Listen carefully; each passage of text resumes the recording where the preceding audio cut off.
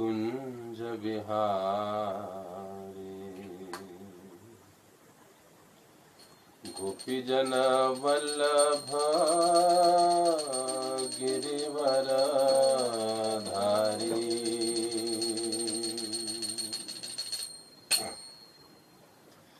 जय राधा माधव कुंज बिहारी। गोपीजन वल्लभ गिरिवर धारी। जय राधा माधव कुंज बिहारी। गोपीजन वल्लभ गिरिवर धारी। यशोदनंदन ब्रज जन रंजन। यशोदा नंदन ब्रज जन रंजन। यमुना तीरवनचारी। यमुना तीरवनचारी।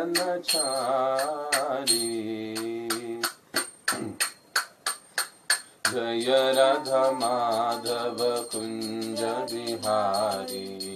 गोपीजन वल्लभ गिरिवर धारी। जय राधा माधव कुंज बिहारी। गोपीजन वल्लभ गिरिवर धारी। यशोदानंदन ब्रज जन रंजन। यशोदानंदन ब्रज जन रंजन। यमुना तीरवनचारी। यमुना तीरवनचारी। जय राधा माधव कुंज बिहारी। गोपीजन वल्लभ गिरिवर धारी। जय राधा माधव कुंज बिहारी। गोपीजन वल्लभ गिरिवर धारी। यशोदानंदन ब्रज जन रंजन। यशोदानंदन ब्रज जन रंजन। यमुना तीरवनचारी। यमुना तीरवनचारी।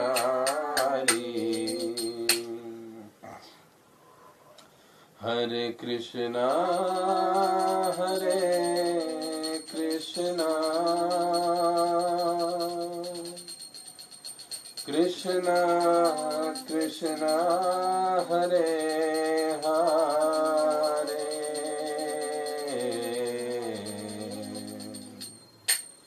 हरे राम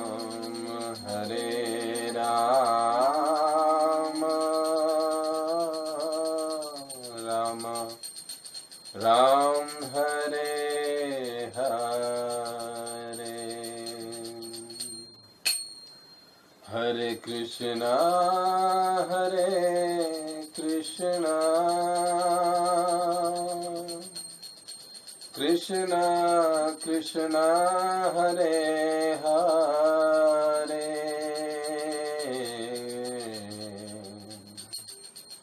हरे राम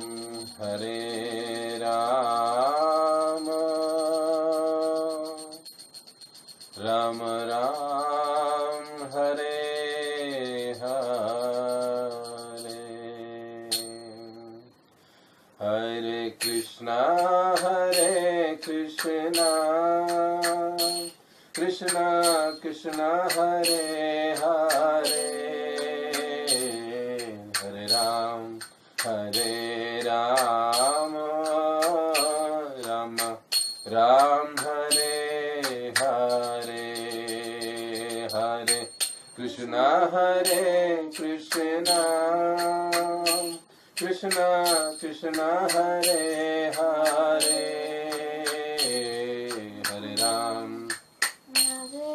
हरे राम राम राम हरे हरे। हरे कृष्णा कृष्णा कृष्णा हरे हरे। हरे राम राम राम हरे हरे। कृष्ण हरे कृष्ण कृष्ण कृष्ण हरे हरे हरे राम राम राम हरे हरे हरे कृष्ण कृष्ण कृष्ण हरे हरे हरे राम राम राम हरे हरे हरे कृष्ण कृष्ण कृष्ण हरे हरे हरे राम राम राम हरे हरे हरे कृष्ण कृष्ण कृष्ण हरे हरे हरे राम राम राम हरे हरे हरे कृष्ण कृष्ण कृष्ण हरे हरे हरे राम राम राम हरे हरे हरे कृष्ण कृष्ण कृष्ण हरे हरे हरे राम राम राम हरे हरे हरे कृष्ण कृष्ण कृष्ण हरे हरे हरे राम राम राम हरे हरे हरे कृष्ण कृष्ण कृष्ण हरे हरे हरे राम राम राम हरे हरे बोलो श्री श्री राधा कुंज बिहारी भगवान की जय। श्री श्री निताई गौर सुंदर भगवान की जय। जगत गुरु श्रील प्रभुपाद की जय। ओम अज्ञानतिमिरन्धस्य ज्ञानाञ्जनशलाकया चक्षुरुन्मिलितं येन तस्मै श्रीगुरवे नमः। श्रीचैतन्यमनोभीष्टं स्थापितं येन भूतले स्वयं रूप कदा मह्यं ददाति स्वपदान्तिकम्। वन्देऽहं श्रीगुरौ श्रीयुतापदकमलं श्रीगुरून् वैष्णवांश श्रीरूपं साग्रजातं सहगना रघुनाथान्वितं तं सजीवं साद्वैतं सावधूतं परिजनसहितं कृष्णचैतन्यदेवं श्रीराधा कृष्णपादान् सहगना ललिता श्रीविशाखान्वितांश्च नमः। ओं विष्णुपादाय कृष्णपृष्ठाय भूतले श्रीमते भक्तिवेदांत स्वामिन् इति नामिने नमस्ते सारस्वते देवे गौरवाणी प्रचारिणे निर्विशेष शून्यवादी पाश्चात्य देशतारिणे नमो महावदन्याय कृष्ण प्रेम प्रदायते कृष्णाय कृष्ण चैतन्य नामिने गौरतुषे नमः। हे कृष्ण करुणा सिंधो दीनबंधो जगत्पते गोपेश गोपिका कांत राधा कांत नमस्तुते तप्त कांचन गौरांगी राधे वृंदावनेश्वरी वृषभानुसुते देवी प्रणमामि हरिप्रिये वाञ्छाकल्पतरुभ्यश्च कृपा सिन्धुभ्य एव च पतितानां पावनेभ्यो वैष्णवेभ्यो नमो नमः। जय श्री कृष्ण चैतन्य प्रभु नित्यानंद श्री अद्वैत गदाधर श्रीवासादि श्री गौर भक्तविंद। हरे कृष्णा कृष्ण कृष्ण हरे हरे हरे राम राम राम हरे हरे। मूकं करोति वाचालं पङ्गुं लङ्घयते गिरिं यत्कृपातमहं वन्दे श्रीगुरो दीनतारिणम्।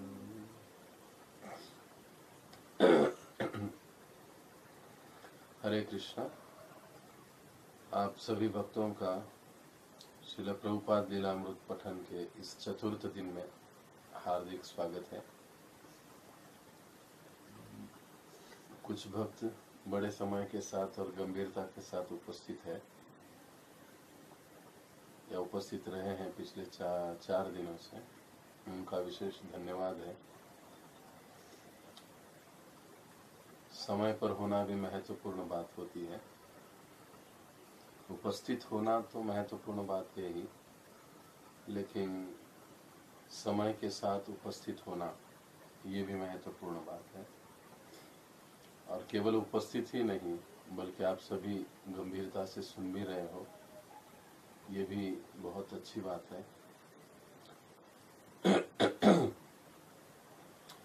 अधिक से अधिक भक्तों को इसका लाभ लेना चाहिए। आज हम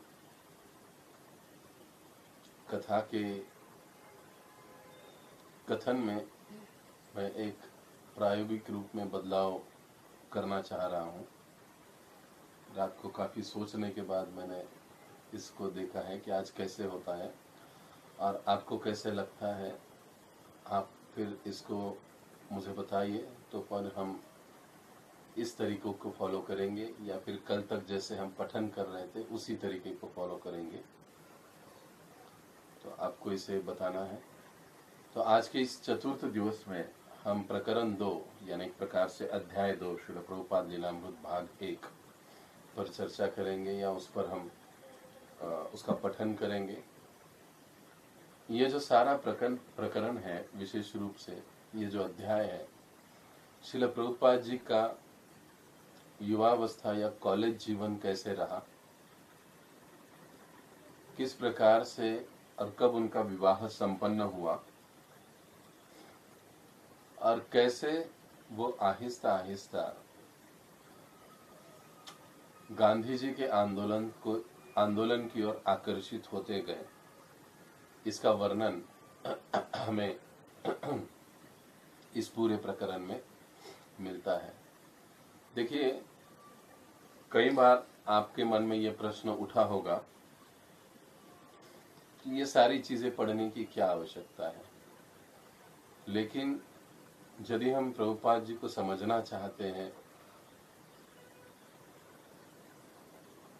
तो इन सारी घटनाओं को, इस पार्श्वभूमि को समझना बड़ा महत्वपूर्ण है, क्योंकि इससे हम समझ सकते हैं, ज्याला मराठीत आपण म्हणतो जडणघडण,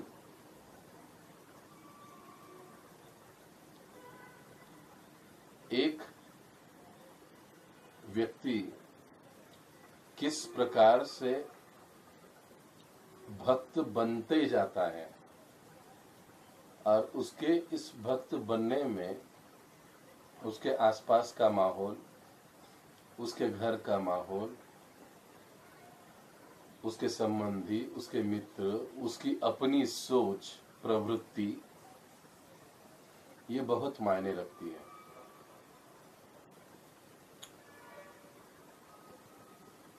और इस पूरे प्रकरण अध्याय में हम इस बात को अच्छे से समझेंगे कि प्रभुपाद जी का जो स्वाभाविक उनका जो मनोवृत्ति था, उनका विचार था, वो कैसे था, क्या था, उनके आसपास का वातावरण कैसे था और कैसे वातावरण में वो बनते गए।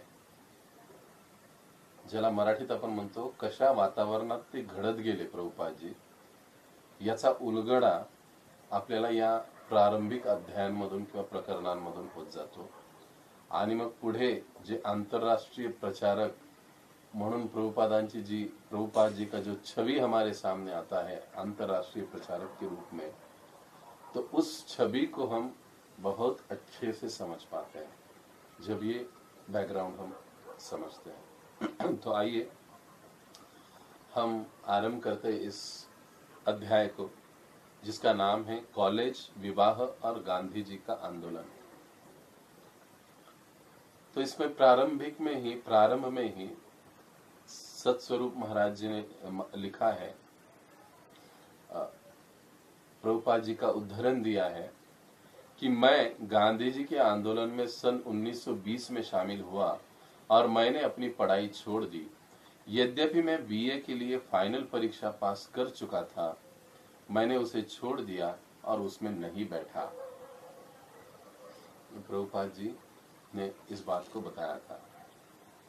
अब प्रभुपाद जी ने तो ये सारी बातें डिटेल में नहीं बताई थी, लेकिन प्रभुपाद जी के जो मित्र थे, जो संबंधी थे, उस समय प्रभुपाद जी के संपर्क में आए थे। ऐसे सभी लोगों को ढूंढ निकाला महाराज जी, सत्स्वरूप महाराज जी ने, गोस्वामी महाराज जी ने और उनके समस्त टीम ने, और उनके साथ चर्चा करते हुए, पूछते हुए ये सारी जो घटनाएं हैं, ये जो सारा जो विवरण है, उनसे उन्होंने प्राप्त किया। अब ये उस समय की बात है जब 1914 में युद्ध आरंभ हो चुका था और बहुत से भारतीय लोग जो थे, उनके जो शासक थे उस समय वहां, अंग्रेज यानी ब्रिटेन, उनकी ओर से लड़ने के लिए तैयार हो गए। और उस समय अभय कॉलेज के पहले वर्ष में दाखिल हो चुके थे। तो आते जाते, क्योंकि इस हैरिसन रोड से यानी प्रभुपाद जी के घर से, अभय के घर से कॉलेज काफी दूर था, लगभग 10 मील लंबा था। तो आते जाते पार्क में, हवाई अड्डों पर अभय जी हवाई जहाजों को उतरते हुए देखते, छलांग लगाते हुए देखते, और समाचार पत्रों से उन्हें सारी बातें पता चलती। लेकिन वैसे अभय पर कभी भी इस युद्ध का कोई सीधा प्रभाव नहीं पड़ा। और आगे चल के, क्षमा कीजिए, 1916 में यानी 14 में युद्ध आरंभ हुआ। तब अपनी शालांत परीक्षा प्रभुपाद जी उत्तीर्ण कर चुके थे और अब कॉलेज में दाखिल होना था। तो 1916 में दाखिल हुए और उस कॉलेज का नाम था प्रेसिडेंसी कॉलेज। उस समय कलकत्ता में 2 बड़े ही मशहूर कॉलेज थे। उनमें से एक प्रेसिडेंसी कॉलेज था और दूसरा स्कॉटिश चर्च नाम का एक कॉलेज था।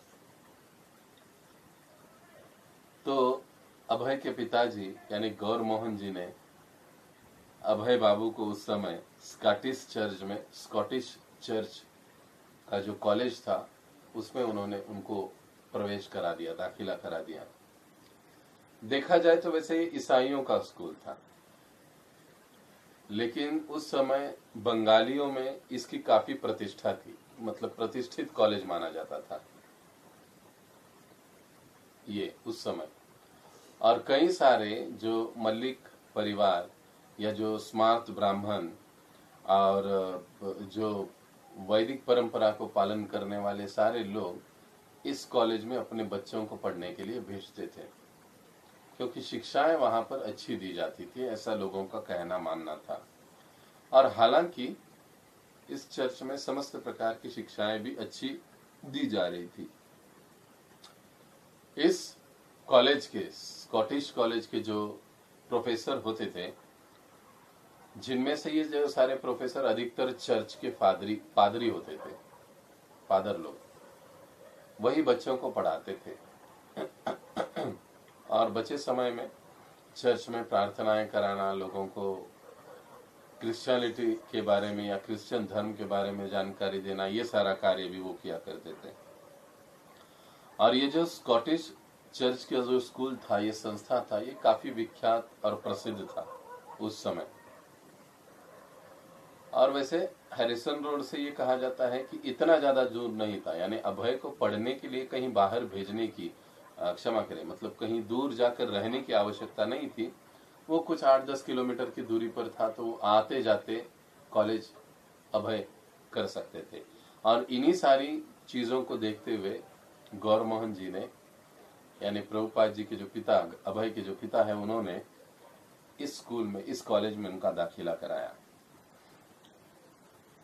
क्योंकि गौर मोहन जी ने पहले ही ये निश्चित किया था कि उनको कोई अभय को बिल्कुल लंदन वगैरह पढ़ाई के लिए भेजना नहीं है, बल्कि उनकी पढ़ाई लिखाई सभी यहीं पर पूरी करनी है। अब गौर मोहन जी थे, वो अभय को पूरी तरह अंग्रेजी बाबू भी नहीं बनाना चाहते थे और किसी गुरु का एक ब्रह्मचारी चेला भी नहीं बनाना चाहते थे। गौर मोहन जी चाहते थे कि ये जो अभय है वे आध्यात्मिक जीवन जिए, और साथ ही साथ उसको विवाह भी करना चाहिए, अपनी जीविका भी कमानी चाहिए, ऐसी गौर मोहन जी की अपेक्षा थी। और जैसे कि अभय की जन्म पत्रिका में लिखा था कि ये उम्र के 70 में बहुत महान धर्म का प्रसारक बनेंगे, तो उस दृष्टि से गौर मोहन सारी तैयारी कर रहे थे उनके लिए, और उन्हें वो सारी शिक्षाएं दे रहे थे कि जिससे उनकी जीविका आसान हो, उनका विवाह हो सके, लेकिन साथ ही साथ उन्हें आध्यात्मिक संस्कार भी दिया जा रहा था, उसके प्रति भी वो सजग थे। देखिए, एक दक्ष पति और पत्नी को अपने बच्चों की देखभाल इसी तरह से करनी चाहिए। उसके भौतिक जीवन के लिए जो आवश्यक है वो शिक्षाएं उनको प्रदान करना, और साथ ही साथ उसके आत्मिक जीवन के लिए, आध्यात्मिक जीवन के लिए जो आवश्यक है वो सारी सुविधाएं उसे प्रदान करना, ये एक वैष्णव माता पिता का परम कर्तव्य होता है। यहाँ पर गौर मोहन जी में हम वो सारी चीजें देखते हैं कि किस प्रकार से वो अपने बच्चों का, यानी अभय का विशेष रूप से उन्होंने पालन पोषण किया। अब ये जो कॉलेज है, इस कॉलेज की स्थापना महाराज जी बताते हैं कि 1830 में एक ईसाई मिशनरी थे, उन्होंने किया था, और वे जो थे वो पाश्चात्य संस्कृति के बड़े प्रचारक थे। अब इस कॉलेज में जो सारे प्रोफेसर, जैसे हमने सुना कि ये फादर ही हुआ करते थे, पादरी हुआ करते थे, और यहाँ पर एक बात अनिवार्य थी सभी विद्यार्थियों के लिए कि हर रोज सवेरे बाइबल को पढ़ना है, उससे प्रार्थनाएं पढ़नी है, और उन प्रार्थनाओं के लिए सभी को एकत्रित आना पड़ता, आदि चीजें वहां पर होती थी। और बाकी फिर सारी साइंस हो और या फिर अन्य कोई बीए हो या कॉमर्स का हो, वो सारी पढ़ाई वहां पर हुआ करती थी कॉलेज में। तो बच्चे ये सारी शिक्षाएं, और इन कॉलेजों में साथ ही साथ कुछ जो स्थानिक धार्मिक किताबें हैं उनका भी अध्ययन कराया जाता था, उनको भी कुछ थोड़ा बहुत पढ़ाया, लोक कथाएं होती थी वो भी पढ़ाया जाता था। तो ये सारी चीजें वहां पर उस समय हुआ करती थी। लेकिन प्रत्यक्ष अप्रत्यक्ष रूप से प्रभुपाद जी बताते हैं कि बाइबल के ऊपर काफी जोर दिया जाता था, और प्रभुपाद जी बताते हैं कि हमारे ये जो प्रोफेसर थे, हालांकि ये पादरी थे, लेकिन हम लोग इनका जो सम्मान है एक माता पिता की तरह ही करते थे, माता पिता की तरह करते थे। विद्यार्थी और प्रोफेसर जो होते थे उनके बीच में बहुत अच्छे संबंध होते थे, आजकल की तरह नहीं। कभी भी बच्चे प्रोफेसरों का मजाक नहीं उड़ाते, बड़े ही आदर के साथ उनके साथ पेश आते। और जब अभय ने यहाँ पर दाखिला लिया तो उस समय वहां पर एक वाइस चांसलर थे, प्रोफेसर WS उर्कोहार्ट नाम के।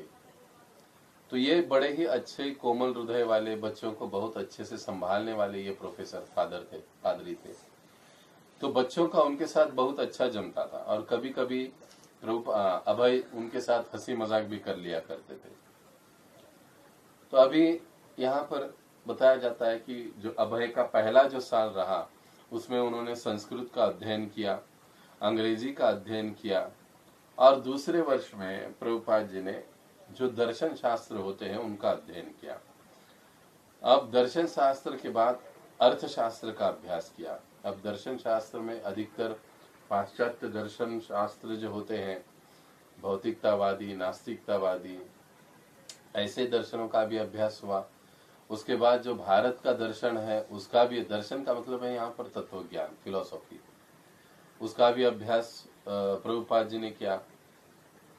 तो जो प्रोफेसर होते थे उनके, ये प्रोफेसर WS उर्कोहार्ट, वो कई बार पढ़ाते पढ़ाते बंकिम चंद्र चटर्जी इनका भी जिक्र किया करते थे, क्योंकि उस समय अंग्रेजों ने उस स्थानीय प्रोफेसरों को ये अनिवार्य कर दिया था कि वहाँ की भाषा सीखें, वहाँ के जो लोकल लेखक हैं उनके ग्रंथों का अध्ययन करें, वहाँ के जो उनका साहित्य है उसका अध्ययन करें, और उसके साथ वो पढ़ाए, क्योंकि ऐसा करने से लोगों को कोई दिक्कत नहीं होगी, आसानी से लोग विश्वास करेंगे। अंग्रेज बड़े चतुर थे, बहुत ही चतुराई के साथ उन्होंने हम लोगों का वैदिक जीवन पद्धति पर का विश्वास उड़ा दिया, और हम ये बात काफी हद तक समझ ही नहीं पाए।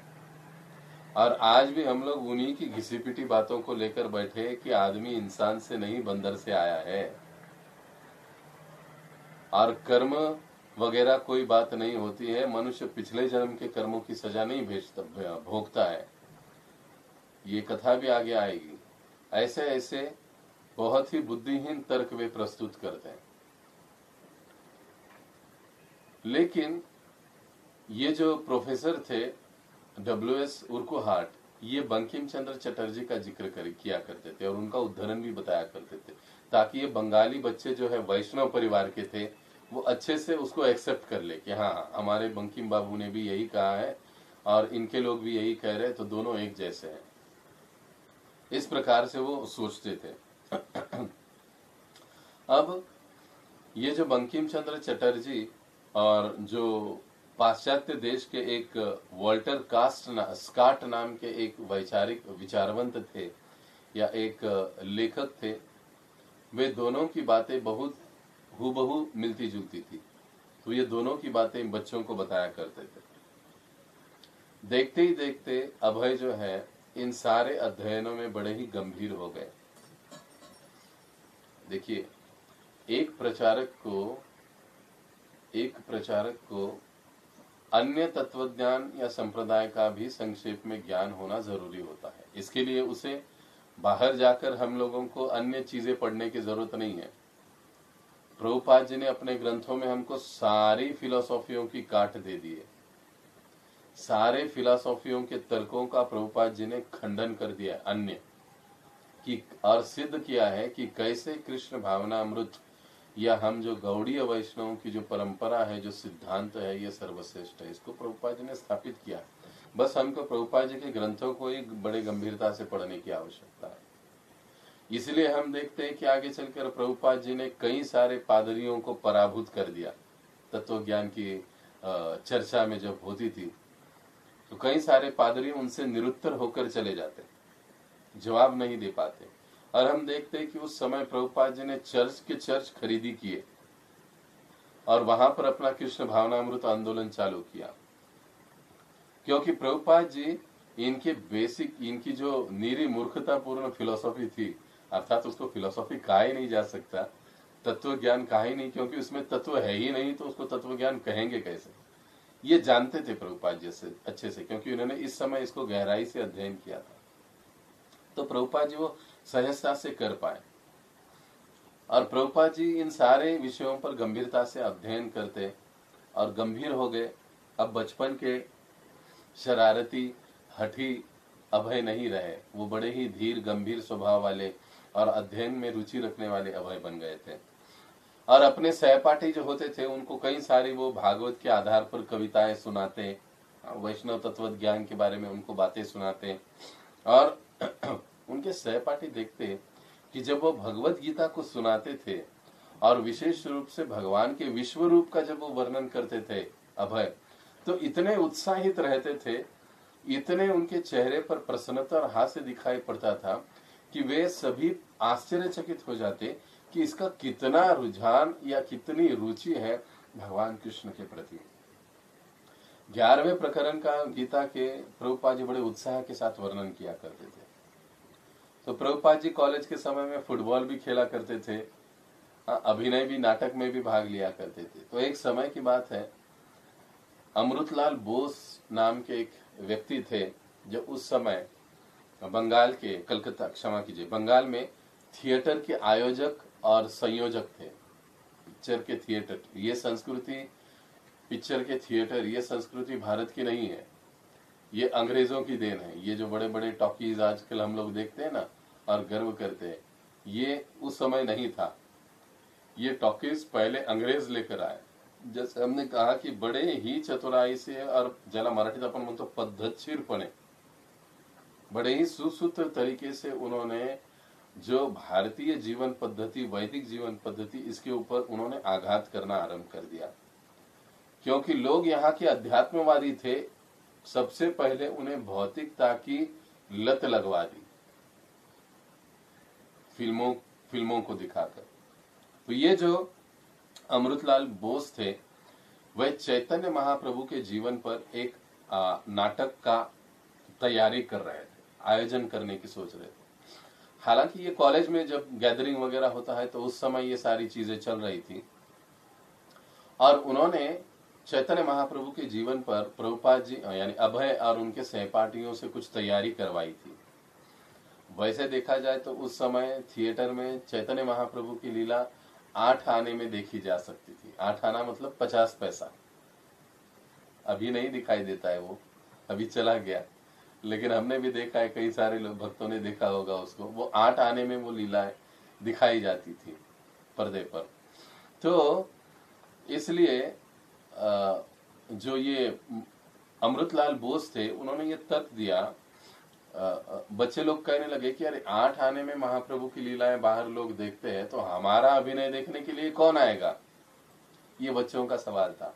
लेकिन अमृतलाल कहने लगे कि देखो, तुम्हें इस प्रकार से सजीव अभिनय करना है कि लोगों पर चैतन्य महाप्रभु के जीवन का प्रभाव हो और उससे वे पाप कर्मों से परावृत्त हो जाए। तो प्रभुपाद जी भी यही सोचते थे कि ये तो लोग देखते हैं महाप्रभु की लीलाओं को, लेकिन उनमें कुछ परिवर्तन नहीं होता है। लेकिन पात्रों को ऐसे अभिनय करना चाहिए कि उस अभिनय के माध्यम से लोग पाप कर्म से दूर हो जाए। अब ये विख्यात संचालक थे अमृतलाल बोस, तो इन्होंने बालकों को, ये सभी बच्चों को प्रशिक्षण देना चालू किया, लेकिन एक शर्त रखी कि वे तब तक इन लोगों की जो नाटिका है सार्वजनिक रूप से नहीं करेंगे जब तक इनका अभिनय निर्दोष नहीं होगा। तो बहुत मेहनत करवाई, 1 साल पूरा मेहनत किया इन्होंने, और फिर बाद में उन्होंने परमिशन दे दी कि हाँ, अभी आप चैतन्य महाप्रभु की लीलाओं पर अभिनय कर सकते हो। और फिर श्रील प्रभुपाद जी यानी अभय उस समय इस क्या कहते हैं, नाटिका में बने थे अद्वैत आचार्य, और अद्वैत आचार्य का रोल श्रील प्रभुपाद जी ने किया था। और वे देख रहे थे, जब ये नाटिका चल रही थी तो लोगों के आंखों से आंसू आ रहे थे, और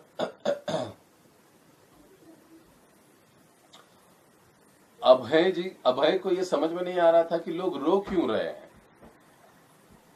और बाद में उन्हें पता चला कि लोगों को अभिनय इतना अच्छा लगा, सजीव लगा, कि लोग उस भूमिका में घुस गए थे, और इतना उनको इस बारे में आत्मीयता लगने लगी कि वो एकदम भावुक हो गए, उस सारे नाटिका से एक जीव हो गए। ये प्रमाण था कि इन बच्चों का जो भूमिका थी वो बड़ी ही अच्छी और सुंदर रही। अब ये जो अमृतलाल बोस थे, ये भी बड़े प्रसन्न हुए,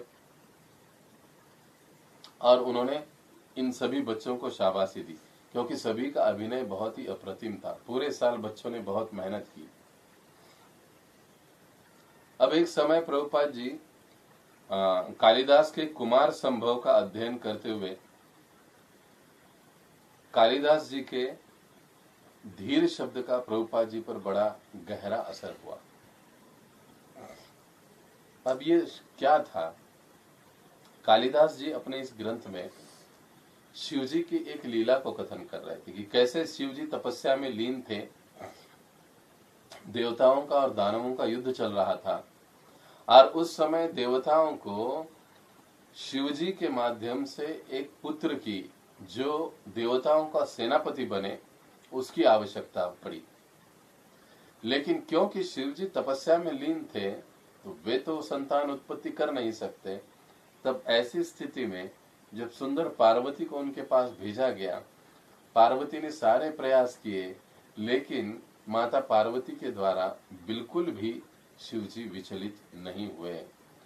तो कालिदास जी कहते कि इसे कहा जाता है धीर पुरुष या धीर व्यक्ति, जो परिस्थितियां अनुकूल होते हुए भी उसमें विचलित नहीं होता। अनुकूल का मतलब कि चित्त विचलित करने वाली अनुकूल परिस्थितियां होते हुए भी उसमें वो विचलित नहीं होता, धीर बना रहता।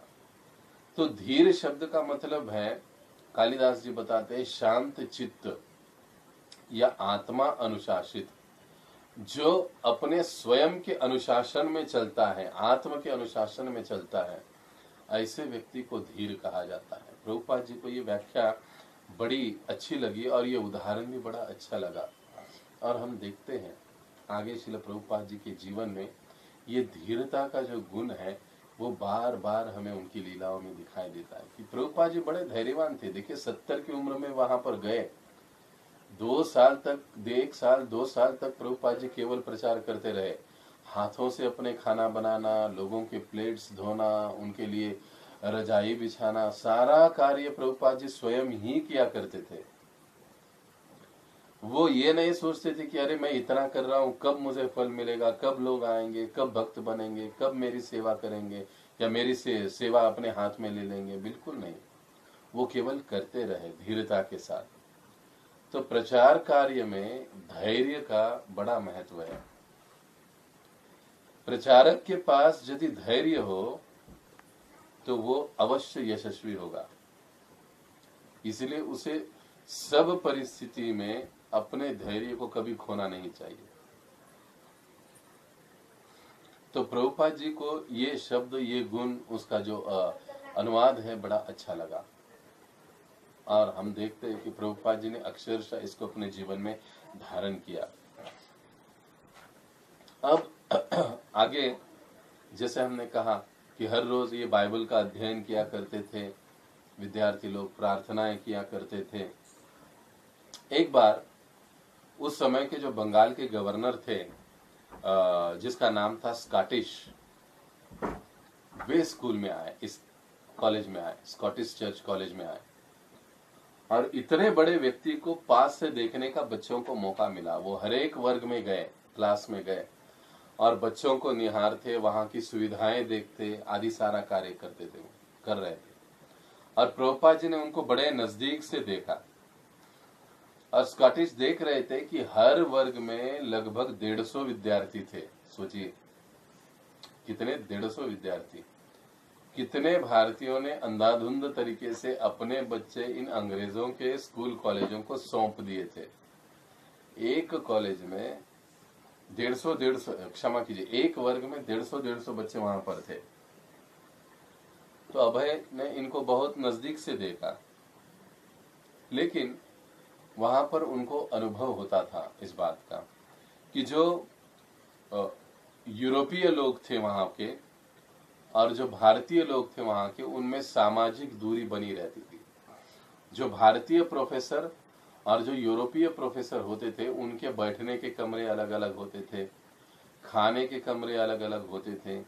ये यूरोपीय प्रोफेसर लोग भारतीय लोगों को या ये प्रोफेसरों को बड़ा ही कम दर्जे का आंकते थे, उन्हें वो नीच कहते थे, उन्हें वो बड़े ही मतलब अलग तरीके से उनके साथ व्यवहार करते थे। एक बार इस कॉलेज का जो पाठ्यक्रम था, इस पाठ्यक्रम का एक पुस्तक था, इंग्लैंड्स वर्क इन इंडिया। इसका अध्ययन बच्चों को कराया जाता था और इस पुस्तक में बताया गया कि कैसे भारत के लोग पहले से आदिम अवस्था में थे, उनके पास कोई सुविधा नहीं थी, कितने पिछड़े स्तर पर वो जीते थे। लेकिन बच्चे जब ये पढ़ते तब वो उसको बिल्कुल स्वीकार नहीं करते। वो ऐसा कहते कि हमको कुछ समझ में ही नहीं आया। तो प्रोफेसर लोग बड़े परेशान होते और उन्हें उन पर चिल्ला उठते प्रोफेसर लोग और कहते कि तुम लोग जो हो, तुम लोगों को स्वतंत्रता की आशा कभी नहीं करनी चाहिए, क्योंकि तुम शासन नहीं कर सकते, तुम केवल गधों की तरह काम कर सकते हो, गुलामों की तरह काम कर सकते हो। ऐसे ये प्रोफेसर बच्चों को उस समय कहा करते थे। और इस प्रकार से एक तरीके से बच्चों की मानसिकता पर ही ये आघात किया जाता था। तो बच्चे हृदय से काफी दुखी हो जाते थे इस प्रकार की बातें सुनकर। और यही समय था, ये 1920 का शतक जो चल रहा है, जब स्वतंत्रता का आंदोलन जोर पकड़ने लगा था। महात्मा गांधी, बंकिम चंद्र चटर्जी, लाला लाजपत राय आदि जो सारे क्रांतिकारी थे, या जो आजादी के लिए लड़ाई करने वाले जो सारे ये मान्यवर थे, वे अपने अपने तरीके से लोगों को जागरूक कर रहे थे। और उनमें बंकिम चटर्जी और सुभाष चंद्र बोस भी थे। सुभाष चंद्र बोस जी का शिक्षण भी इसी स्कॉटिश कॉलेज से हुआ था। सुभाष चंद्र बोस प्रभुपाद जी के एक वर्ग आगे थे, यानी प्रभुपाद जी जब 11वीं में थे तब सुभाष चंद्र बोस 12वीं में थे। लेकिन जो सुभाष चंद्र बोस थे वे प्रेसिडेंसी कॉलेज से यहां पर आए थे। ये सारा वर्णन आगे आएगा, अब हम लोग इसको कथा रूप में सुन रहे हैं, बड़ा ही विस्तार के साथ इसका वर्णन है। लेकिन बीच में प्रभुपाद जी का एक मनन आता है कि अब वो पहले जैसा समय नहीं रहा कि अभय घंटों अपने श्री राधा गोविंद के सामने बिताया करते थे, उनकी सेवा करते थे, आराधना करते थे, पूजा करते थे, आरती करते थे, क्योंकि कॉलेज की दिनचर्या बड़ी कठोर थी। सुबह जल्दी कॉलेज जाना पड़ता था, पूरा दिन वहां पर गुजरता था, आते आते रात हो जाती थी। तो बहुत ही कठोर दिनचर्या थी, अभ्यास भी बहुत था।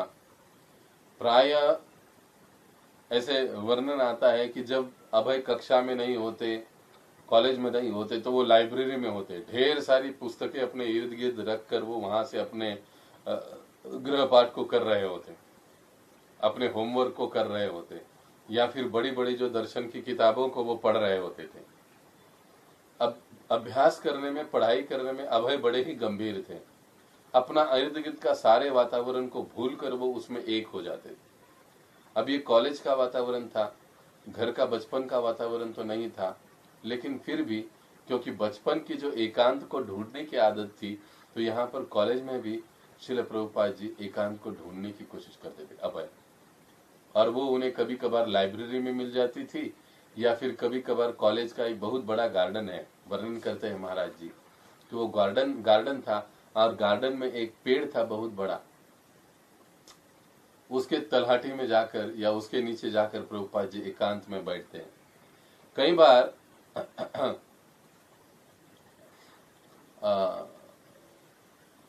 अभय जी के मित्र, यानी अभय के मित्र भी आकर उनके साथ वहां पर बैठा करते थे, गप्पे करते थे, स्वतंत्र सेनानी की बातें होती थी, पढ़ाई की बातें होती थी। लेकिन प्राय अभय यहाँ पर एकांत स्थान में आकर बैठना पसंद करते थे। और क्योंकि कॉलेज में व्यस्तता इतनी हो गई, तो अभय ने अपने जो प्राण प्रिय विग्रह राधा गोविंद थे उनको बक्से में बंद कर दिया, क्योंकि अब सेवा नहीं हो पा रही थी। तो जो गौर मोहन थे उनको इस बात की चिंता नहीं थी। वो ये सोच रहे थे कि ठीक है, अब बचपन के जैसे भक्ति का समय अभय को नहीं मिल पा रहा है, कोई बात नहीं है, लेकिन वह अपनी आदतों में अच्छा बना रहे। गौर मोहन जी का इस पर ध्यान था कि वो कहीं पाश्चात्यों का अनुकरण न करने लगे और विद्यार्थियों के आचरण का शिकार न बन जाए। इसके ऊपर वो विशेष ध्यान दिया करते थे अभय के ऊपर। ठीक है, उन्होंने पूजा अर्चना बंद कर दी, लेकिन अपना पूरा ध्यान वो कॉलेज में लगाए, पढ़ाई में लगाए, ये उनकी अपेक्षा थी। क्योंकि वो चाहते थे कि आगे चलकर उनको केवल ब्रह्मचारी नहीं बनाना है, बल्कि उन्हें एक गृहस्थ भक्त बनाना है अच्छे से।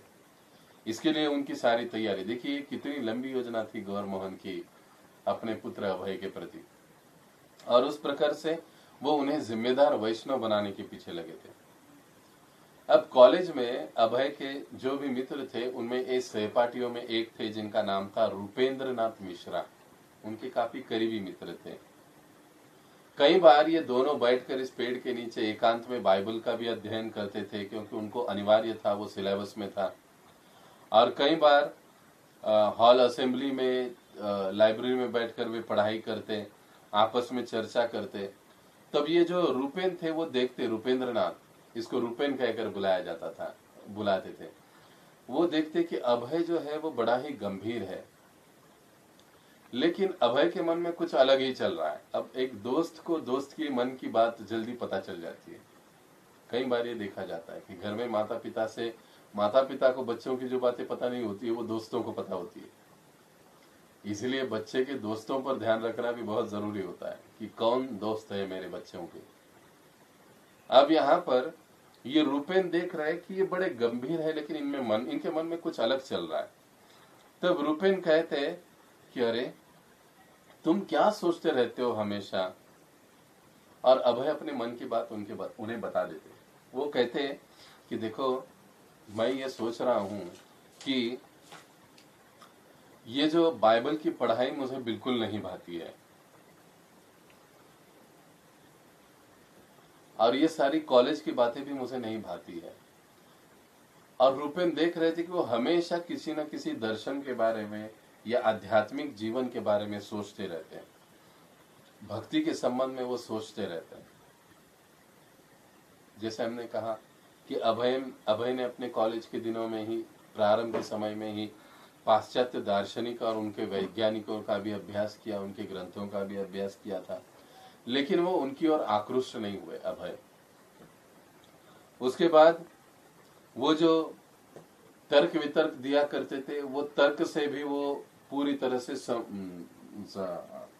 सम्मत नहीं थे अभय उस समय, क्योंकि अभय की मनोवृत्ति बचपन से ही वैष्णव दीक्षा की थी, क्योंकि वो वैष्णव घर में पले बड़े थे। उनके पिताजी के वैष्णव संस्कार उनके हृदय पर हो चुके थे। पाश्चात्य वैभव, कॉलेज का जीवन उनको बिल्कुल भी विचलित या आकर्षित नहीं कर पाया। लेकिन फिर भी अपने पिताजी की इच्छा थी कि यहाँ से वो शिक्षा प्राप्त करे और कोई अच्छा व्यवसायी या कोई अच्छा नौकरी करने वाला व्यक्ति बने, तो वो इन सारी बातों को स्वीकार करते रहे। लेकिन फिर भी वो हमेशा किसी धार्मिक विचार में खोए रहते। कॉलेज में ऐसे करते करते पहला साल बीत गया। एक दिन अभय के जीवन में, अब ये पहला वर्ष खत्म हुआ, एक आश्चर्यकारक घटना घटी। अभय को एक दिन रात में स्वप्न आया, और जो विग्रह उन्होंने अपने पिताजी से मांग कर लिया था, राधा गोविंद जी का विग्रह, वे राधा गोविंद जी उनके स्वप्न में आए और उनसे प्रतिवाद करने लगे कि अरे तुमने मुझे बक्से में क्यों रख दिया है, तुम्हें चाहिए कि मुझे निकालो और मेरी पूजा करो। जब इस स्वप्न से अभय जग गए तो उनको बड़ा दुख हुआ कि अरे इस कॉलेज के कार्यकलाप के कारण मैंने अपने आराध्य देव भगवान गोविंद की उपेक्षा करी है। तो फिर तुरंत उस दिन उन्होंने घर पर जाकर गोविंद जी के विग्रहों को बक्से से बाहर निकाला, और बहुत रात्रि कॉलेज में आने के बाद भी, कॉलेज से आने के बाद वो उनकी सेवा करते, पूजा करते, और ये पूजा उन्होंने फिर से आरंभ कर दी। देखिए, यहाँ पर हम समझ सकते हैं कि भगवान गोविंद देव की या कृष्ण की बचपन से ही प्रभुपाद जी पर, अभय पर एक विशेष कृपा थी। इसलिए प्रभुपाद जी को शक्ति प्रदत्त या शक्त्यावेश अवतार के रूप में भी देखा जाता है। भगवान कृष्ण की योजना थी कि उन्होंने कृष्ण भावना का प्रचार करने के लिए इन्हें इस धरातल पर भेजा था, और ऐसे भक्त कभी भगवान के पूजन अर्चन से दूर हो जाए, ये भगवान कभी सह नहीं सकते। तो भगवान ने स्वप्न में आकर उन्हें निर्देश दे दिया, और अभय ने पुनः ये सारी पूजा अर्चना चालू की। गौर मोहन अपने पुत्र के इस कार्य को देखकर या कृत्य को देखकर बड़े प्रसन्न हुए। वो समझ गए कि ऐसा कुछ हुआ है, गोविंद देव ने ऐसी कुछ लीला करी है कि ये जो अभय है पुनः इस मार्ग पर चल पड़ा है। जैसे हमने कहा, पहले बताया कि अभय के आगे अब कॉलेज, ये तो पूजा अर्चना चालू हुई, लेकिन साथ ही साथ कॉलेज का दूसरा वर्ष आरंभ हुआ। अब जो सुभाष चंद्र बोस थे वो 13वीं में थे और अभय 12वीं में थे। लेकिन उस समय जो सुभाष चंद्र बोस इस कॉलेज में आए थे, तो पहले कॉलेज में उनसे कुछ बातें हुई थी। पहले कॉलेज में उन्होंने एक अंग्रेज प्रोफेसर के विरुद्ध, जो भारतीयों को बार बार गालियां दिया करता था, उनको गुलाम या उनको बददिमाग कहकर बुलाया करता था कि ये बुद्धू है भारतीय लोग, ये कुछ कर नहीं सकते, इनमें कोई योग्यता नहीं है, ऐसा जो कहता था, गालियां दिया करता था। तो उसको माफी मंगवाने के लिए उस समय नेताजी सुभाष चंद्र बोस जी ने कॉलेज में ही धरना दिया था, आंदोलन किया था, और कई सारे विद्यार्थी उनको आकर मिल गए थे, और इसी कारणवश उन्हें उस प्रेसिडेंट कॉलेज से निकाल दिया गया था और फिर वहां से यहां भेजा गया। और फिर यहां पर आने के बाद नेताजी जो थे वो थोड़े शांत हो गए, लेकिन फिर भी अंदर से अंदर स्वतंत्रता का विचार उनके अंदर चलता रहा। अब यह सारे जो बच्चे पढ़ते थे, स्वातंत्र का विचार उनके मन में चलता था, लेकिन वो ओपनली खुले तौर पर बोल नहीं पाते थे कॉलेज में। अगर ऐसा बोला गया या कुछ स्वतंत्रता की हरकतें दिखाई दी तो कॉलेज से सीधा बाहर निकाला जाता था, बैन किया जाता था। आगे चलकर उसको कहीं नौकरी नहीं मिलेगी, कुछ रोजगार नहीं कर पाएगा, यानी उसका पूरा जीवन ही खराब हो गया। तो बच्चे लोग इस बात को डरते थे, माता पिता भी इस बात को डरते थे। इसके लिए भूमिगत रूप से अंदर ही अंदर स्वतंत्रता का ये जो विचार है बच्चों के मन में चलता रहता था। और अभय ने, जो नेताजी थे उस समय, भूमिगत रूप से, गुप्त रूप से अपने सहकारियों को, जो उस समय उनको मदद किया करते थे स्वतंत्रता आंदोलन में या उनके विचार वाले थे, उनकी बैठकें लिया करते थे। और एक बार गुप्त रूप से प्रभुपाद जी ने इन बैठकों को सुना, जिसमें कई सारे नाम उन्होंने सुने, बिपिन चंद्र पाल, और फिर आर्म्स एक्ट को रद्द करने के लिए जो आंदोलन हुआ था, सुरेंद्रनाथ बैनर्जी, और फिर जिन्होंने 1905 में वंगभंग आंदोलन किया था, ज्याला मराठीत आपण वंगभंग चळवळ म्हणतो, ये सारे नाम उन्होंने सुने। और उनमें सबसे विख्यात नाम था मोहनदास करमचंद गांधी, इनका नाम भी उन्होंने सुना। सरकार विरोधी आंदोलन जो भी बच्चे करते, ये जो स्कॉटिश कॉलेज था उनके लिए बड़ा कठोर था। अगर ऐसे कोई लक्षण भी दिखाई दिए तो कॉलेज से बच्चों को निकाल दिया जाता था। लेकिन ये सारी बच्चे जो है बैठकें करते थे चुपके चुपके, किसी को पसंद ना आए, किसी को पता न चले, इस तरीके से। अभय को आहिस्ता आहिस्ता ये स्वतंत्रता का जो विचार है वो अच्छा लगने लगा। कई सारे जो क्रांतिकारी थे वे अपने आंदोलन को आध्यात्मिक नाम देकर छुपाने की कोशिश करते थे, ताकि सरकार इस पर कोई कार्रवाई न करे। और इस प्रकार से अभय धीरे धीरे ऐसे छात्रों के साथ जुड़ गए जो गांधीवादी विचारों के थे, जो क्रांतिकारी या स्वतंत्रतावादी विचारों के थे। लेकिन इसके बावजूद भी अभय को इस स्वतंत्रता के विचार में भी अधिक रुचि नहीं आई। कभी उनका हृदय पूरी तरह से वहां पर गया नहीं। देखिए, ना ही तो उनका हृदय पूरी तरह से पाश्चात्य तत्वज्ञान में गया, ना ही तो यहाँ की बाइबल की पढ़ाई में गया, और अब ना ही तो ये सारी स्वतंत्रता की बातें सुन रहे थे वे, उसमें भी उनका पूरी तरह से हृदय नहीं गया था। अब जो अभय है वो आहिस्ता आहिस्ता फिर भी इन विचारों की ओर, स्वतंत्रता के विचारों की ओर वो खोते गए। इसी बीच गांधी जी ने घोषणा कर दी कि सभी को आंदोलन करना चाहिए, शिक्षा के विरोध में, ये भेदभाव के विरोध में, और कई सारे लोग उनको जुड़ने लगे। तभी पुनः एक घटना घटित हुई कॉलेज में कि एक प्रोफेसर थे, उन्होंने ये जो सारा वैदिक ग्रंथ है इसको अपवित्र कहा। ये अभी हाल ही में लिखे गए इस प्रकार से कहा। और जो पढ़ाई का पुस्तक था जिसको हमने कहा, वो पढ़ाई के पुस्तक से ये सारी बातें पढ़ाई जाने लगी। अभय इन सारी बातों को सुनकर बड़े अस्वस्थ होने लगे, लेकिन मजबूरी थी, वो सीधे जवाब नहीं दे पा रहे थे।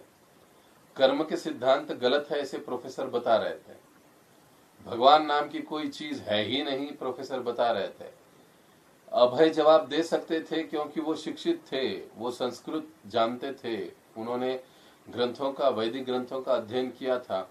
लेकिन अगर ऐसा बोला जाए तो उन्हें कॉलेज से निकालने का भय था। अच्छा, अभय उसको नहीं डरते थे, लेकिन वो सोच रहे थे कि इससे मेरे पिताजी बड़े आहत होंगे अगर मुझे कॉलेज से निकाला जाए तो, क्योंकि मेरे पिताजी की ये इच्छा है कि मैं स्नातक का डिग्री ले लूं, मैं यहां से उच्च शिक्षा हासिल करूं। तो अभय उस समय चुप रहे, कुछ नहीं बोले, क्योंकि ये पढ़ाई उनके रोजगार का आधार थी, व्यवसाय का आधार थी, तो वो यहाँ पर कोई भी रिस्क लेना नहीं चाहते थे। अभय ने दोनों चीजों का भली भांति विचार किया कि मुझे स्वतंत्रता का विचार कर लेना चाहिए, इनका विरोध करना चाहिए, या फिर मुझे अपनी पढ़ाई कंटिन्यू करनी चाहिए। दोनों का भली भांति विचार किया और अंत में उन्होंने कहा कि नहीं, मुझे अपनी पढ़ाई के ऊपर ध्यान देना चाहिए। स्वतंत्रता का विचार तो अच्छा है, ठीक है, लेकिन अभी मुझे इसका खुलकर इसके लिए सामने नहीं आना चाहिए। देखिए, यहाँ पर प्रभुपाद जी का पुनः हम एक गुण देखते हैं कि सम्यक विचारधारा की परिस्थिति जब दोनों ओर से दुविधापूर्ण हो तो हमें दोनों स्थितियों को अच्छे से आकलन करना चाहिए, उसको समझना चाहिए और उसके पश्चात उसके ऊपर कोई एक निर्णय लेना चाहिए। ये इस समय से ही प्रभुपाद जी का स्वभाव था। अब अभय का जो उम्र है वो 23 साल का हो चुका था और गौर मोहन जी ये सोच रहे थे कि अभी अभय को अपने जीवन के निर्णय स्वयं ही ले लेने चाहिए। देखिए, माता पिता का भी ये उत्तरदायित्व होता है कि जब बच्चे अच्छे से बड़े हो जाए, परिपक्व हो जाए, तो उन्हें अपने जीवन के निर्णय कर देने चाहिए। जब हम बच्चों के, क्योंकि आध्यात्मिक सिद्धांत हमें समझाता है कि हर जीव स्वतंत्र है, जब हम बच्चों के हर कार्यों में इंटरफेयर करना या हस्तक्षेप करना आरंभ कर देते हैं तो फिर वहां पर बातें और संबंध बिगड़ने आरंभ हो जाते हैं। यहाँ पर देखिए, हालांकि गौर मोहन पारंपरिक रूढ़िवादी विचारों के थे, लेकिन फिर भी उनका विचार कितना उदात्त था, क्योंकि अब अभय 23 साल के हो चुके हैं तो उन्हें अपने जीवन का निर्णय स्वयं करना चाहिए। पढ़ाई आगे कंटिन्यू करनी है, कौन सी करनी है, कैसी करनी है, नहीं करनी है, ये निर्णय अभय स्वयं करें, ये वो सोच रहे थे। अब गौर मोहन जी अभय के भविष्य के बारे में सोचने लगे और अभय के भविष्य को सोचकर वो ये विचार किया कि चलो 70 के उम्र में ये प्रचारक बनेगा, लेकिन मुझे अभी इसको तैयार करना है। इसलिए अभय जो भी निर्णय लेते, गौर मोहन उनके साथ होते, क्योंकि गौर मोहन को यह पक्का विश्वास था कि इस बच्चे की, यानी मेरे पुत्र के जीवन में जो भी घटनाएं हो रही है वो कृष्ण की इच्छा है। जैसे यहाँ पर महाराज जी लिखते हैं, लेकिन कृष्ण भगवान की इच्छा क्या है इसको जानने का कोई उपाय नहीं था, अतएव गौर मोहन पूर्णतया कृष्ण की इच्छा पर निर्भर थे, इसलिए उन्होंने ऐसा निर्णय लिया था। और जो गौर मोहन है, अब क्योंकि चौथे साल तक अभय पहुंच गए कॉलेज के, अब गौर मोहन जी ने उनके लिए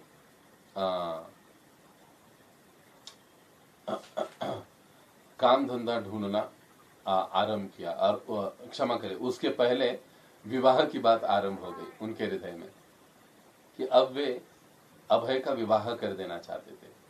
तो उस समय ये जो सारी प्रक्रिया है माता पिताओं के द्वारा होती थी, माता पिता ही बच्चों के लिए पति या पत्नी का चयन किया करते थे अपने, और इस प्रकार से गौर मोहन जी ने पूरे सावधानी के साथ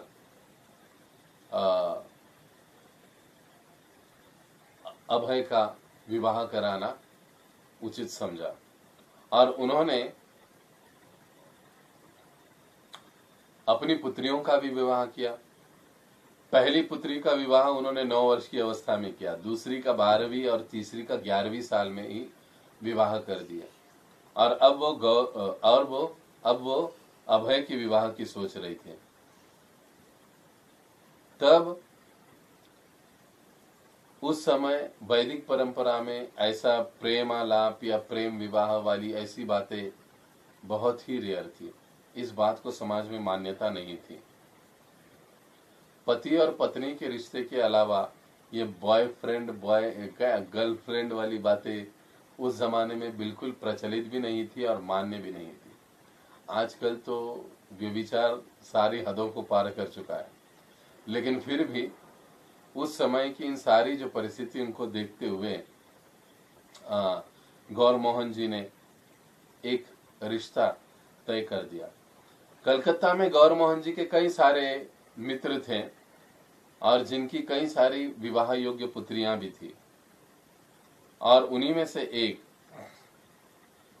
दत्त परिवार की एक कन्या गौर मोहन जी ने चुनी, जिसका नाम था राधा रानी। प्रभुपाद जी के पत्नी का नाम श्रीमती राधा रानी दत्त। वे मल्लिक परिवारों से संबंधित एक सुवर्ण वणिक परिवार की पुत्री थी। उस समय राधा रानी जी का जो उम्र था वो 11 साल का था, और गौर मोहन और उस राधा रानी के पिता, उनका मुलाकात हुआ, बातें हुई और दोनों परिवार विवाह के लिए राजी हो गए। उस समय कैसा था ना कि उस समय ये नहीं देखा जाता था कि बच्चे क्या कमा रहा है, लड़का क्या करता है, कितना पेमेंट है उसको। आजकल पहले मुलाकात में लड़की पूछती है कि तुम्हारा पैकेज कितना है। घर बार माता पिता ये कुछ नहीं पूछा जाता, पहले पूछा जाता है कि तेरा पैकेज कितना है, पहले वो बताओ। दूसरी बात फिर पूछते हैं कि भैया क्या तुम्हारे पास 4 व्हीलर है क्या। तीसरी बात फिर ये पूछते हैं कि तुम्हारे पास कोई फ्लैट है खुद का। माता पिता के घर नहीं चाहिए, उस लड़के का खुद का फ्लैट चाहिए। आजकल ये अवस्था है। लेकिन उस समय कैसे होता था ना कि उस लड़के का या लड़की का परिवार देखा जाता था, उनके संस्कार देखे जाते थे, परिवार के लोगों को देखा जाता था, और परिवार की संपन्नता भी कई बार देखी जाती थी। जब लड़कियों को ब्याहना होता था तो थोड़ा इस संपन्नता को देखा जाता था। लेकिन अगर लड़का अच्छा हो, गुणी हो, संस्कारी हो, तो फिर धनवानता को भी नहीं देखा जाता था, बल्कि उस लड़की का ब्याह उससे करवाया जाता था। ऐसे कई उदाहरण हम वैदिक शास्त्रों में भी देखते हैं। तो पहले इन भौतिक वस्तुओं की अपेक्षा आध्यात्मिक गुण, संस्कार और उस व्यक्ति को महत्व दिया जाता था जिसको हमारा जीवन साथी चुनना है। उनके गुणों को, उसके संस्कार को, उसके परिवार को महत्व अधिक दिया जाता था। आजकल उसके जेब को, उसके विचारों को, कितना वो भोगवादी विचारों का है, उसको ज्यादा महत्व दिया जाता है। इसीलिए हम देखते हैं कि हर 5 विवाह में से 3 विवाह टूट रहे हैं, क्योंकि चयन का जो बेस है, आधार है जीवन साथी को चुनने का, वो बेस ही गलत है, आधार ही गलत है। इसीलिए फिर आगे सारी परेशानियां गृहस्थ जीवन में तैयार होती। देखिए ये जो डिवोर्स ये जो शब्द है ना, ये तलाक ये जो शब्द है, ये भारतीय संस्कृति का या वैदिक साहित्य का शब्द नहीं है। वैदिक जीवन पद्धती में तलाक या डिवोर्स या ज्याला मराठीत आपण सोडचिट्टी म्हणतो, असा प्रकारच कधी नव्हता। ऐसा कोई बात ही नहीं थी। एक बार पति पत्नी या पति पत्नी से मिल जाए, दोनों का विवाह हो जाए, तो ये माना जाता था कि 7 जन्म का इनका साथ है, वे कभी छोड़कर नहीं जाएंगे एक दूसरे के साथ कभी बेईमानी नहीं करेंगे, कभी धोखा नहीं करेंगे, और वैसे रहा करते थे लोग। तो गौर मोहन जी ने उस समय राधा रानी दत्त को चुना और विवाह किया। उस समय लड़के की आय की आवश्यकता नहीं होती। वो विवाह होने के पश्चात जो बच्ची पत्नी होती थी वो अपने मायके में रहती थी, लड़का होता था वो अपने घर में रहता था। और उस समय की ये प्रथा थी, विशेष रूप से बंगाल में, कि लड़की खाना बनाती थी और अपने पति के लिए लेकर आती थी। जब परोसना होता था तभी वो उनके सामने आती थी, परोसती थी, और फिर कुछ बातें उनमें होती थी, बस इतना ही संबंध होता था और फिर वो पुनः अपने घर चली जाती थी। तो जब अभय को ये बात पता चली कि पिताजी ने मेरा विवाह निश्चित किया है, तो उन्हें थोड़ा सा दुख हुआ। जब लड़की को देखा तो उन्हें लड़की पसंद नहीं आई, वे विवाह नहीं करना चाहते थे, लेकिन क्योंकि पिताजी की इच्छा थी तो उन्होंने विवाह कर लिया। अब विवाह हो चुका था, अभय भी जानते थे कि विवाह के बाद तो तुरंत मुझे जिम्मेदारी नहीं आएगी, अभी मुझे मेरा अपनी शिक्षा पूरी करनी है, उसके बाद मेरा रोजगार होगा और फिर बाद में पुत्री मतलब पत्नी जो है वो घर आएगी। ऐसी पद्धति वहां पर पहले हुआ करती थी। तो अभय ने भी हाँ कह दिया, विवाह संपन्न हुआ और अब विवाह संपन्न होने के बाद अभय का पुनः कॉलेज चालू हो गया। आहिस्ता आहिस्ता वो पुनः इस स्वतंत्रता आंदोलन की ओर और करीब जाते गए। वर्तमान पत्रों से गांधी जी की बातों को वो सुनते रहे। अब गांधी जी की विशेषता ये थी कि वो भगवत गीता साथ में लेकर चलते थे, खादी पहनते थे और उन्होंने मील से बने वस्त्रों को त्यागने के लिए कह दिया था सभी लोगों को। और फिर आहिस्ता आहिस्ता अभय ने भी इन मील से बने वस्त्रों को त्याग दिया और खादी धारण करना आरंभ कर दिया। उस समय खादी पहनने का मतलब होता था कि व्यक्ति गांधीवादी विचारों का है, ये क्रांतिकारी विचारों का है, ये बताने की बात बता दिया जाता था बगैर बोले। तो अभय चरण भी इस प्रकार से, अभय भी अब वे खादी पहनने लगे। कॉलेज करते रहे, गांधी जी की बातों को सुनते रहे और अब यहाँ पर पैरेलली गौर मोहन ये सोचने लगे कि अभी कॉलेज पूरा होने के बाद इसे किसी व्यवसाय या नौकरी की आवश्यकता होगी और तब ये नौकरी को ढूंढने के लिए अभय के लिए लग गए। गौर मोहन देखिए कितना गौर मोहन अभय का केयर करते थे, हर समय समय पर उन्होंने अपने पुत्र की देखभाल कितने अच्छे तरीके से की है। और अब अभय कॉलेज में आ गए।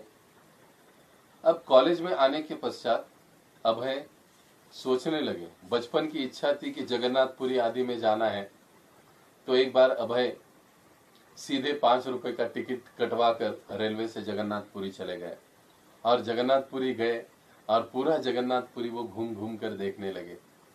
और रथ यात्रा के रास्ते पर चलते हुए प्रभुपाद जी को अपनी सारी जो बचपन की रथ यात्रा है वो याद आने लगी और बड़े प्रसन्न होने लगे वो कि किस प्रकार से वे बचपन में भक्तिमय जीवन में व्यस्त थे। तो वो बड़े आनंदित थे। लेकिन अभी का ये जो प्रभुपाद जी का समय था, उनका हृदय इन चीजों में नहीं लग रहा था, थोड़ी सी खींचातानी चल रही थी। तो जगन्नाथपुरी में आकर 4-6 दिन के लिए रुकना उनको लिए बड़ा सांत्वना देने वाला हुआ, उनको बड़ा रिलीफ महसूस हुआ, क्योंकि वो कॉलेज की वही पढ़ाई, वो सारी बातों से वो थोड़ा मुक्त हुए और आध्यात्मिक वातावरण में आ गए। एक भक्त का गुण होता है, जिस प्रकार से मछली केवल जल में ही कंफर्टेबल रह सकती है, बाहर निकालोगे तो उसका दम घुट जाएगा, वो मर जाएगी। उसी प्रकार से एक भक्त जो होता है वो आध्यात्मिक वातावरण में ही संतुष्ट रह सकता है। तो इस प्रकार से प्रभुपाद जी वहां पर चले गए। लेकिन वहां पर एक घटना हुई जिससे प्रभुपाद जी निराश हुए। गौर मोहन जी ने प्रभुपाद जी को यानी अभय को अपने एक मित्र का पता दिया था कि वहां पर जाकर आप 2-3 दिन के लिए रुक सकते हैं। लेकिन पहले दिन ही वहां पर गए और उन्होंने देखा कि मेजबान पर मांस के टुकड़े रखे हुए हैं खाने के लिए। तो प्रभुपाद जी बड़े गुस्सा हो गए कि अरे आप लोग ये क्या रखा हुआ है, मांस का टुकड़ा। तो कहने लगे हाँ ये बहुत अच्छा है। तो प्रभुपाद जी वहां से तुरंत उठ गए। उन्होंने सारा वहां का जो खाना है दूर रख दिया और वहां पर उन्होंने पानी भी ग्रहण नहीं किया और कहने लगे मुझे आपसे ऐसी अपेक्षा नहीं थी, आप तो वणिक परिवार के वैदिक आप पद्धति को जानने वाले हो और इस प्रकार से आप मांस रख रहे हो। तो वो कहने लगे नहीं नहीं, आप तो कॉलेज में पढ़ते हो, हमको लगा कि आप ये सारी बातें खाते होगे, हम लोग भी करते हैं। तो प्रभुपाद जी कहे कि जगन्नाथपुरी में मुझे तुमसे ये अपेक्षा नहीं थी, ऐसी अपेक्षा नहीं थी आप लोगों से। और वहां से वो चले गए। फिर से प्रभुपाद जी 3-4 दिन वहां पर जब रहे तो केवल वो आनंद बाजार का प्रसाद ही खाते रहे। वहीं से जितना भात मिलता वो लेते और उतना ही खाते, लेकिन वहां पर उन्होंने किसी के घर में प्रसाद नहीं लिया। जब वो समुद्र के तट पर जाते तो वहां पर पंडाओं को देखते, कोई सिगरेट पी रहा है, कोई कुछ कर रहा है, कोई कुछ कर रहा है। तो ये सारी चीजें देखकर वो थोड़े से निराश हो गए और फिर वो वापस घर पर लौटे। जब घर पर लौटे तो उन्होंने देखा कि उनकी जो पत्नी थी राधा रानी, वो रो रही है। और वो रो रही है तो प्रभुपाद अभय ने पूछा कि अरे तुम क्यों रो रही हो? तो उन्होंने कहा कि मेरे सहेलियों ने बताया कि तुम्हारा पति अब घर छोड़कर चला गया है, वो वापस नहीं आएगा। तो अभय समझाने लगे कि देखो ऐसी कोई बात नहीं, मैं कुछ दिनों के लिए गया था, अभी वापस आ गया हूं, अब नहीं जाऊंगा। और इस प्रकार से बात वहीं निपट गई। अब आगे चलकर प्रभुपाद जी ने अभय के लिए जो उनके कार्तिक बोस, उनके जो बचपन के डॉक्टर थे, उन्हीं के फैक्ट्री में उनको नौकरी लगा दी गई। और एक रसायन का फैक्ट्री था, वो बहुत बड़ा दवाई बनाने वाला, बड़े प्रख्यात व्यक्ति थे ये। गौर मोहन के साथ इनके काफी अच्छे संबंध थे। तो उन्होंने तुरंत मैनेजर के पद का नौकरी अभय को दे दिया, क्योंकि अभय को वो बचपन से जानते थे, विश्वास करते थे। उनका अपना कोई पुत्र नहीं था, वो अभय को अपने पुत्र के समान ही मानते थे। और फिर इस प्रकार से वहां पर उनको जॉब के लिए यानी नौकरी के लिए रखा गया। और इस प्रकार से प्रभुपाद जी का ये जो सारा जीवनी है वो आगे चलता गया। आगे चलकर वर्णन करते हैं कि गांधी जी कांग्रेस दल के नेता हो गए और जोर शोर से क्रांतिकारी आंदोलन आरंभ हुआ। और अब अभय ने ये निश्चय कर लिया कि मुझे गांधी जी के आंदोलन में सहभागी होना है। और फिर अभय चरण गांधी जी के आंदोलन में सहभागी हो गए, खादी पहनने लगे, उनके भाषणों को जाने लगे, सुनने लगे। और इस प्रकार से वो इस क्रांतिकारी आंदोलन से जुड़ गए। तो यहाँ पर श्रील प्रभुपाद जी का ये समस्त जो अध्याय है जीवनी का समाप्त हो जाता है। कॉलेज, विवाह और गांधी जी के आंदोलन के प्रति उनका आकर्षण। क्षमा कीजिए, आज मैंने 10-12 मिनट अधिक लिया है, कभी कभार ऐसे हो सकता है, तो मुझे क्षमा करें, ताकि समय में ये पूरा हो सके। मैं प्रयास करूंगा कि पूरा 9:30 बजे बंद हो कल से भी, लेकिन आज थोड़ा 10 मिनट अधिक हो गया, क्षमा प्रार्थी हूँ। तो बहुत बहुत धन्यवाद। हम यहाँ पर रुकेंगे।